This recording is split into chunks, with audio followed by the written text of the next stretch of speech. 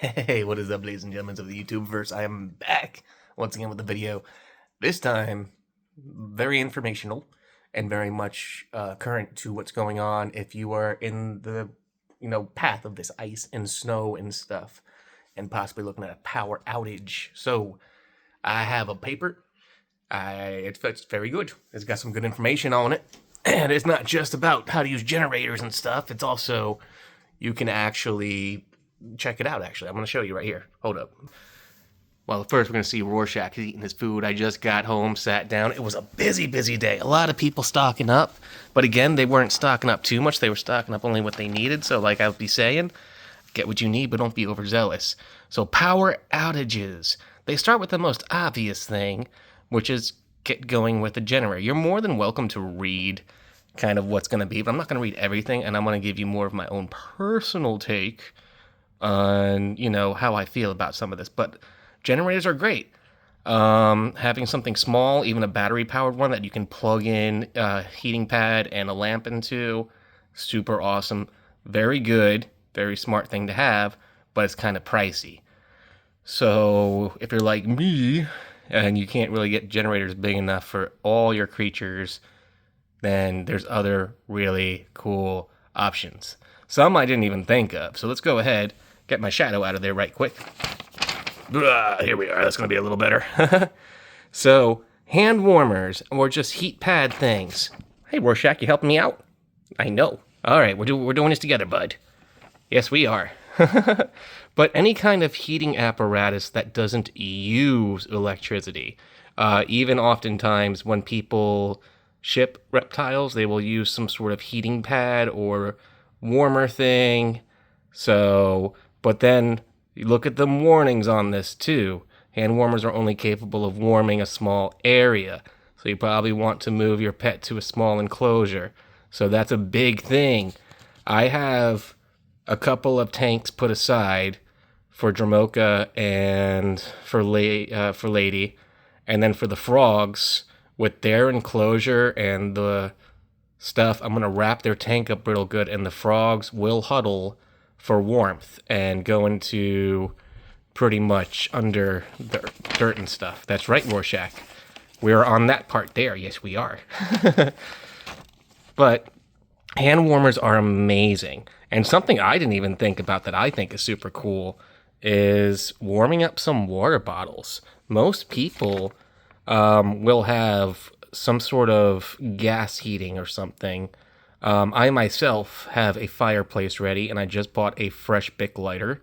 It'll be a wonderful way to make sure that we can get a fire going. We have a lot of dry cardboard in here and plenty of wood outside and everything under the awning kind of a deal and under some stuff. So we'll be able to get fire going. We'll be able to heat up some water. Now, of course, you don't want to put boiling water in these containers. You do want the water to cool, which will be very easy if you just kind of sit with it outside real quick or something, or put it in the freezer for a little bit. Use your vehicle. That is another cool thing. I myself am going to be using this trick to be charging my phone in case anything happens, if anything happens. Nothing's happened yet, so where I'm at, nothing's supposed to happen until tomorrow night. So using your vehicle in an emergency, you can temporarily provide a warming environment for or cool your reptile by placing them on their portable carrier and using your vehicle's heating system. Yeah, so depending on what your animal needs, if they like cooler environments such as fat-tailed geckos or axolotls, you can get your fans or something going to keep them comfortably cool, but not so cold that they are going to get sick, because if the power goes out and it's icy out there, they will go past the threshold of chill that they can handle. And then the car, use it sparingly and wisely too. Don't burn your gas out, because if you can't drive somewhere and you're kind of stuck around with ice, you don't want to exhaust all your gas and then not be able to get somewhere when all that ice finally melts. And that's a big thing in Bold. I like that there. They did good. They did good with this idea. Make sure that's very true. This is because reptiles will go into a gestation or hibernation, depending on what type of reptile or amphibian species that they are. That's right, Rorschach, you tell them. But because of that, you don't want to feed them a lot. They slow down their metabolism and heart rate. So if you give them a lot of food during these times, it could actually cause stomach issues, as the food will start to break down in their stomach faster than their stomach would be able to digest, which can cause huge problems, all the way to the point where the gut will rot, essentially, is the best way to put that. Of course, it's more technical in that. That's not just what happens, but if you have matter that's going to break down in the system, that's in the system too long, it can be huge problem. So that's big. Limit the feeding. Limit the feeding. Tell him, Rorschach. Limit the feeding, but not for me. Yep, you told him. Good job. Alrighty. Snuggle up. This is my favorite one here. This is the one I was planning to do. So the enclosures I have are small, tall enclosure things where I can sit next to it and wrap it around me and stuff. I keep them safe from Rorschach, while Rorschach can sit in my lap and snuggle as well. The birds will also have each other, so I'm going to put blankets and stuff for the birds and make sure that the birds are taken care of.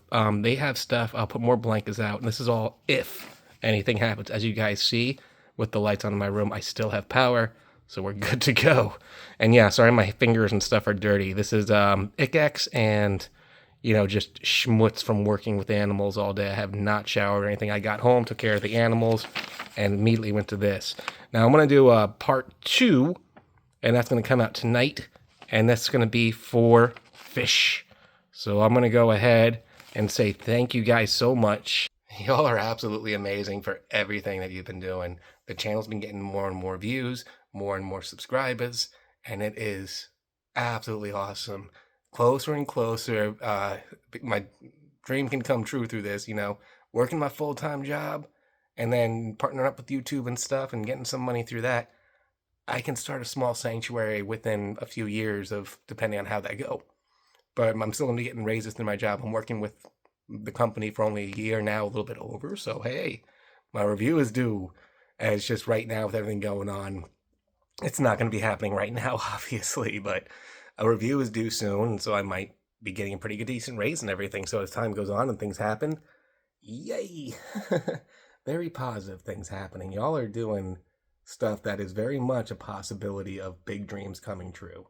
But right now, even though it's small, my personal dream be coming true because I'm helping y'all out. Y'all are answering back, and y'all are helping me out back too. You guys are so sweet.